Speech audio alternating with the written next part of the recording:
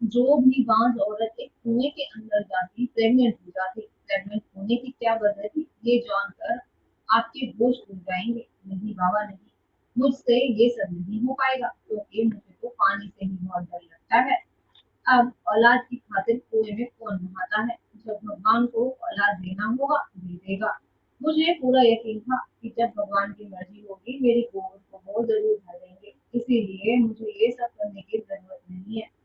सीमा भाभी ने मम्मी की ये बात सुनते ही साफ साफ इनकार कर दिया। उन्होंने इनकार तो कर दिया था, लेकिन वो बहुत ही डरी सहमी सी थी। माँ ने कहा, क्या हो जाएगा अगर तुम एक दिन कुएं में उतर जाओगी, मर थोड़ी ना जाओगी। तुमने खुद अपनी आंखों से देखा है ना कि हमारी पड़ोसन की बहू पिछले 5 सालों से बेऔलाद थी, और जब वो कुएं में उतरी तो भगवान ने उसको दो दो बेटे दिए। माँ के लाख समझाने पर भी सीमा भाभी नहीं मानी और कहने लगी, नहीं माँ जी, बच्चे होने में इस कुएं का कोई कमाल नहीं है। बल्कि भगवान ने उनकी किस्मत में पहले से ही औलाद लिखी हुई थी, तभी तो उनके दो दो बेटे हुए हैं। ये सुनते ही माँ के गुस्से का पारा बढ़ गया और कहने लगी, तुम जैसी लड़कियों का कुछ भी समझाना बेकार है। तुम तो ठहरी शहर की लड़की, हम गांव वालों को तो बेवकूफ़ ही समझोगी। तुम्हारे दिल में तो यही ख्याल आता होगा कि हम गांव वाले कितने बेवकूफ़ हैं, लेकिन ऐसा नहीं है। इस कुएं को भगवान का आशीर्वाद मिला हुआ है। तुम्हारी शादी को 2 साल गुजरने वाले हैं, लेकिन तुम अभी तक माँ नहीं बन पाई हो। अगर ऐसा नहीं हुआ तो मैं अपने बेटे की दूसरी शादी करवा दूंगी। मेरे बेटे के लिए रिश्ते की कोई कमी नहीं है। माँ गुस्से से ये सब बोलकर वहाँ से चली गई और भाभी के आंसू रुकने का नाम ही नहीं ले रहे थे। मुझसे भाभी की ये हालत देखी नहीं जा रही थी, क्योंकि मेरी भाभी बहुत अच्छी थी। मेरी माँ सुबह शाम बस भाभी को ताने ही देती रहती और मेरी भाभी कुछ ना बोलती। आज तो भाई के आने के बाद माँ ने भाभी को डराने के लिए भाई से बोला, समर, तुम दोनों के पास कुछ ही दिन का वक्त है। अगर इन कुछ दिनों में तुम दोनों ने कोई खुशखबरी सुना दी तो बहुत अच्छी बात है, नहीं तो मैं तुम्हारी दूसरी शादी करवा दूंगी। माँ के मुंह से ये सब कुछ सुनकर समर भाई भी बहुत परेशान हो गए थे। भाई बोले, माँ आप कैसी बातें कर रही हैं? आखिर सीमा में कौन सी कमी है? भगवान की कृपा से पढ़ी लिखी है, खूबसूरत है और समझदार भी। उसने पूरे घर को संभाल रखा है। आपको ऐसी बहू कहाँ मिलेगी? और आप मेरी दूसरी शादी के बारे में सोच भी कैसे सकती हो? अगले दिन मैंने भी भाभी को समझाया कि भाभी, आप माँ की खुशी के लिए उस कुएं में उतर जाओ। क्या पता भगवान आपकी भी सुन ले और आपकी भी गोद भर जाए। भाभी ने कहा, तुम बिल्कुल ठीक कहती हो।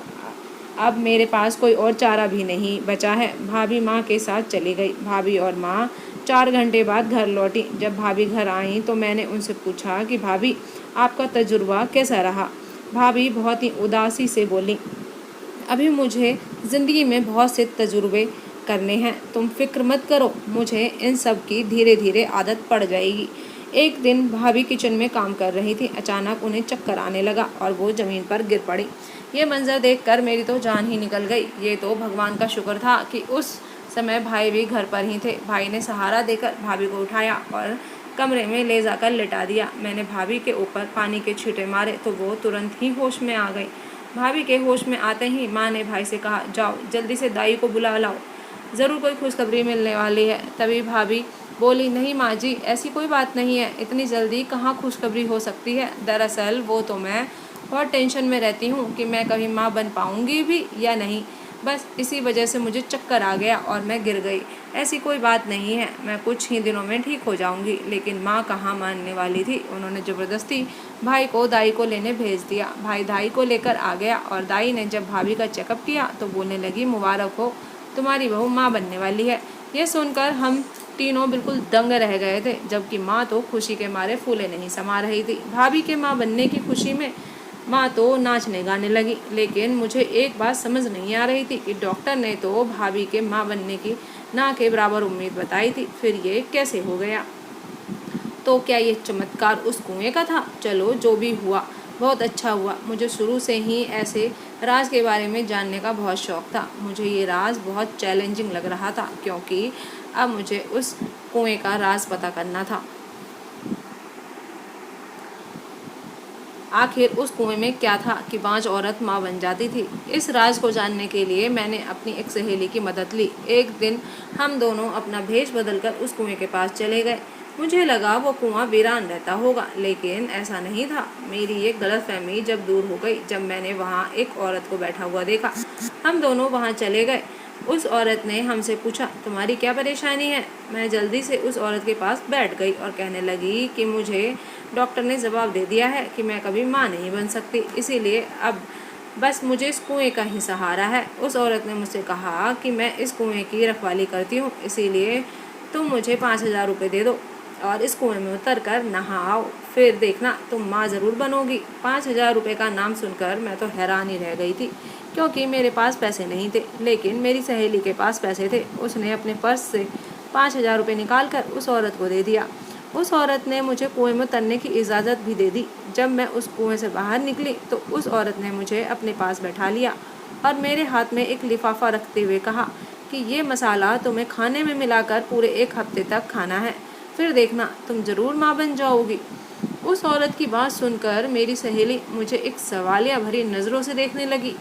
हम दोनों बहुत परेशान थे कि हमारे 5,000 रुपये भी लग गए और राज का भी कोई पता नहीं चला कि इस कुएं में ऐसा क्या है। अब मैंने जल्दी से उस औरत से कहा कि आंटी, मुझे औलाद नहीं चाहिए, हम तो शहर से आए हैं, मैं एक रिपोर्टर हूँ, मुझे पता चला है कि यहाँ से कुआं बहुत मशहूर है। अगर आप मुझे इस कुएं का राज नहीं बताएंगी तो मैं आपको पूरे शहर में धोखाधड़ी के मामले में बदनाम कर दूंगी।